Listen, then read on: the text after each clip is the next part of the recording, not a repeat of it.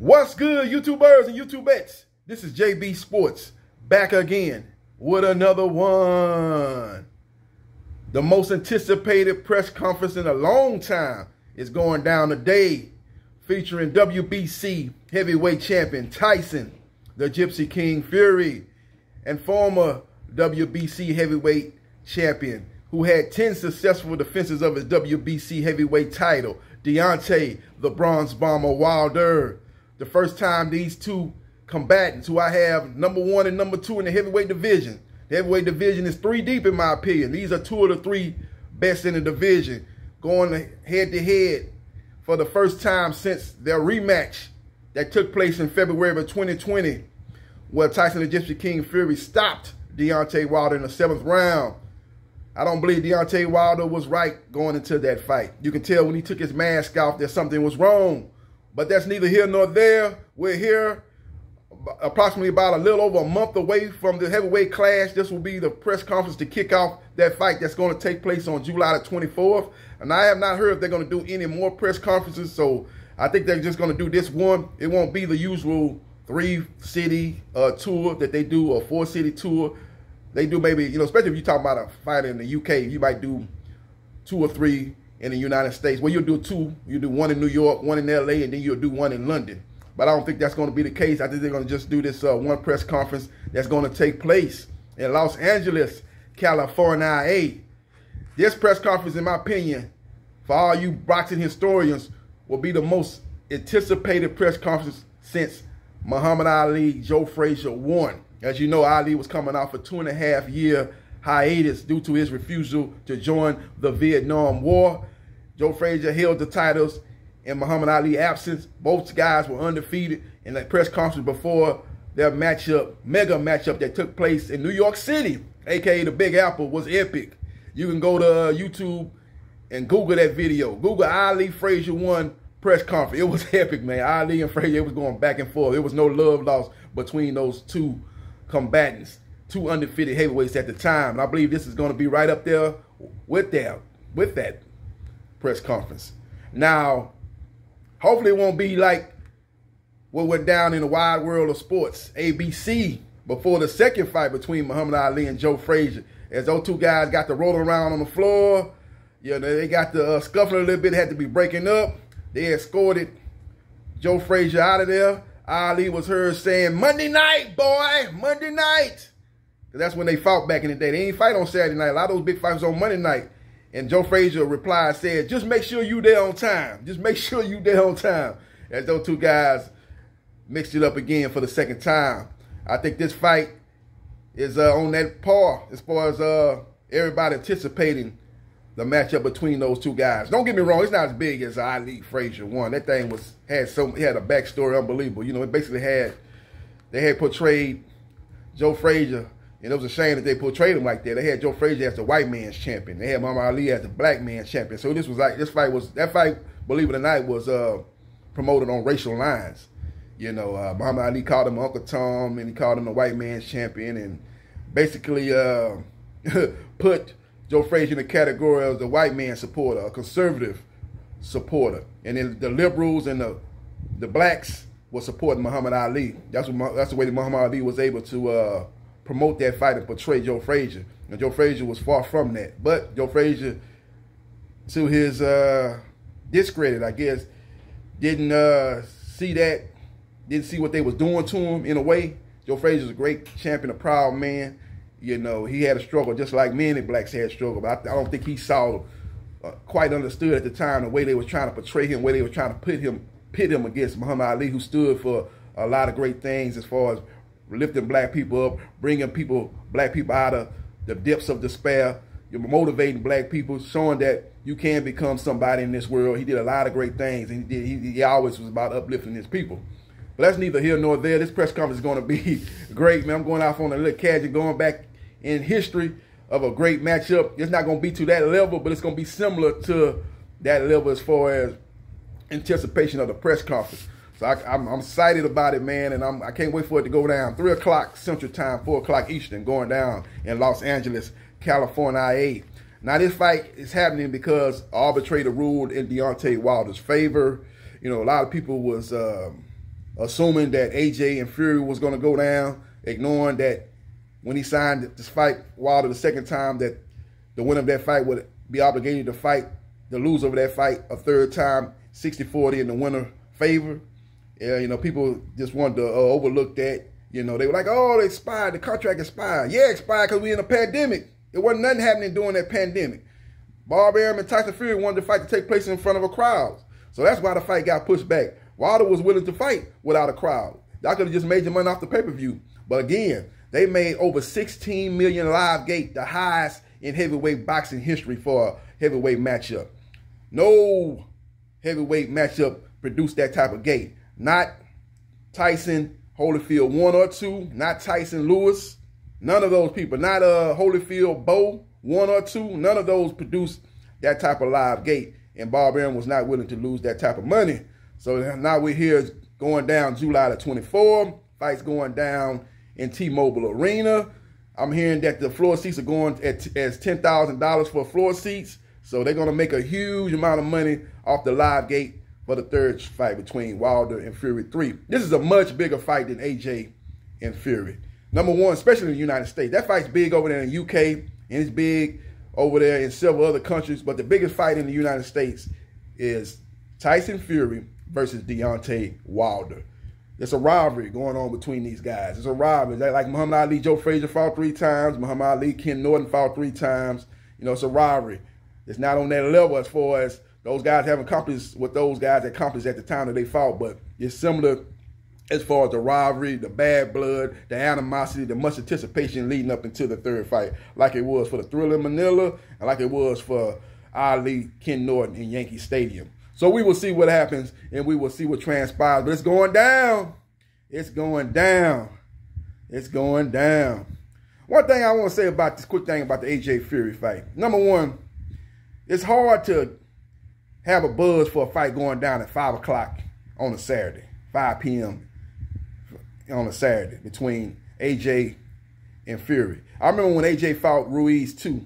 They fought over there in Saudi Arabia. That fight went down around 5 o'clock. I remember I got off work around about 5 o'clock and I rushed straight from my job to a sports bar, maybe like 5 minutes from my job.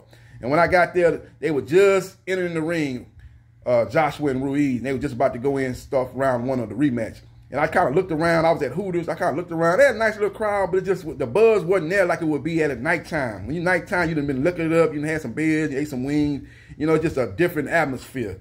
And then, you know, they had a crowd in there, and I was sitting there next to a couple of African guys. They were supporting AJ, and we watched the fight and stuff like that. It was cool, man. But after it was over with, it was like, man, we still got stuff to do, man. It's like, get the fight's over with around 6 o'clock. The sun is still out. It's just a different vibe.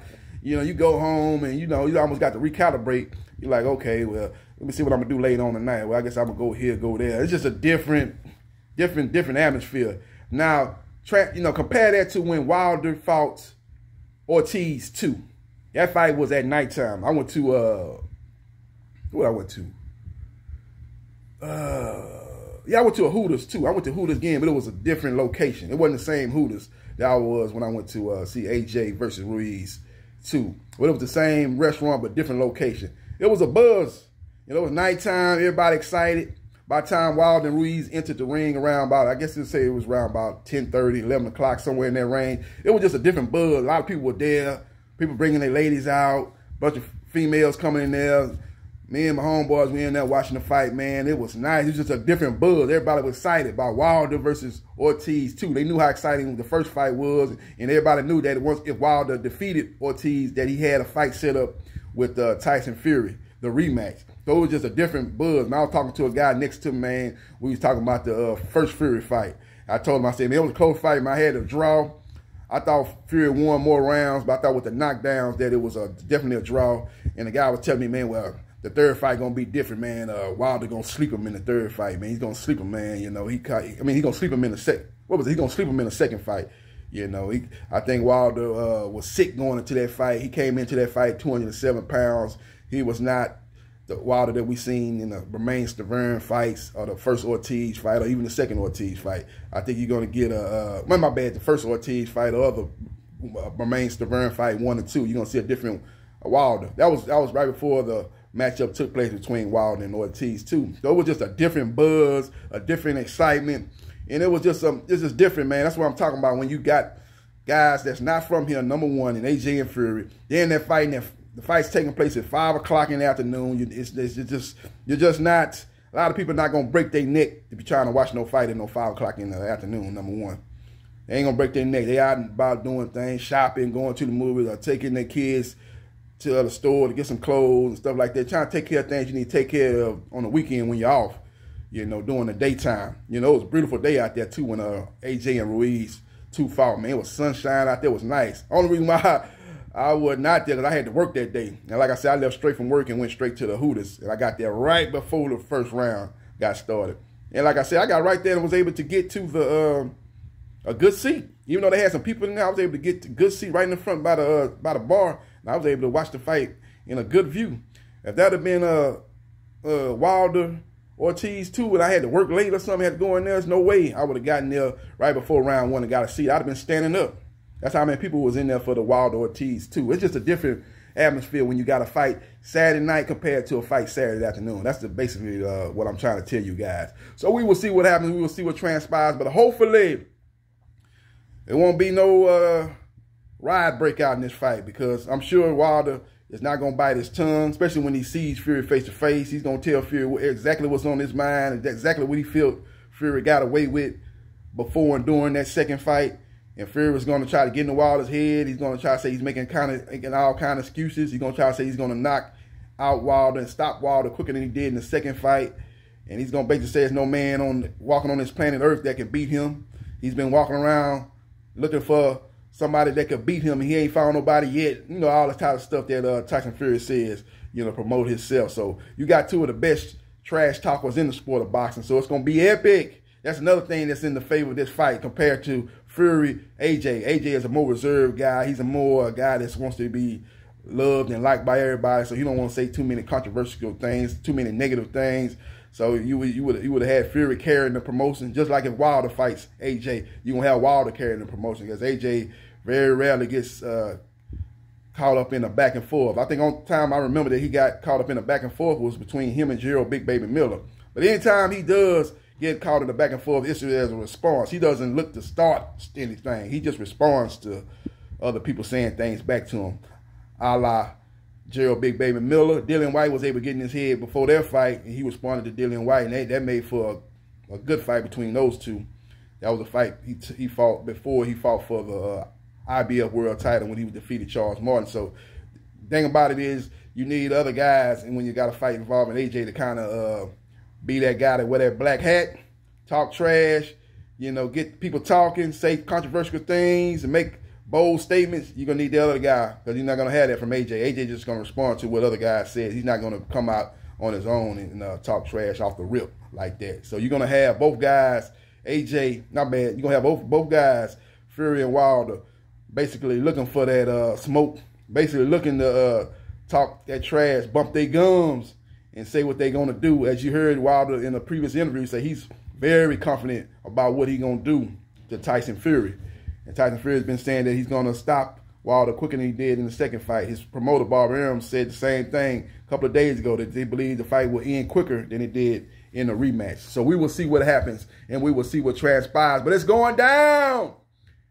There's only one Tyson Fury going against, to this day, Deontay, the Bronze Bomber Wilder, going down Los Angeles, California. This is the biggest fight in the United States. I believe this fight would do better numbers than Manny Pacquiao versus Errol Spence Jr., which is a great fight in its own right, letting you know who is the top dog in the welterweight division. I believe it's a bigger fight than potentially the Errol Spence Jr. Terrence Bud Crawford fight, which is a big fight, especially when you talk about pound for pound. Whoever win that fight will have a strong argument that they're the best pound for pound fighter in boxing. But as far as revenue and pay-per-view buys and anticipation, and you got talk shows that don't usually talk about boxing, like Undisputed talking about it, First Take talking about it, they're going to be talking about that fight in the lead up to that fight. You'll probably see guests coming on those shows in the lead up to Fury Wilder 3, unlike what you probably will see in a Spence Crawford fight. You probably give that a little bit with Pacquiao versus Spence. So we will see what happens and we will see what transpires. But let me know your thoughts about the press conference going down. Do you think it's going to get rowdy? Or you think they're going to have a lot of security up there? Like Fat Joe told 50 Cent at the VMAs back in early 2000. Yeah, you running off the mouth. You talking a lot of noise, but you got a lot of security around you. I'm ready to go head up. We can go outside and go head up right now, but you seem to have a lot of security around you. You want 50 Cent, and 50 Cent got on stage with his group and did a performance and shot the bird to Fat Joe in the crowd. And Fat Joe, I think, tried to rush the stage, but security did come in there and break, stop them from getting into that stage as those two guys were about to go head up and fight. That's what I'm talking about. So maybe they might have a lot of security for this matchup because they know that the blood will be boiling. The temperature will be rising. And stuff can flare up.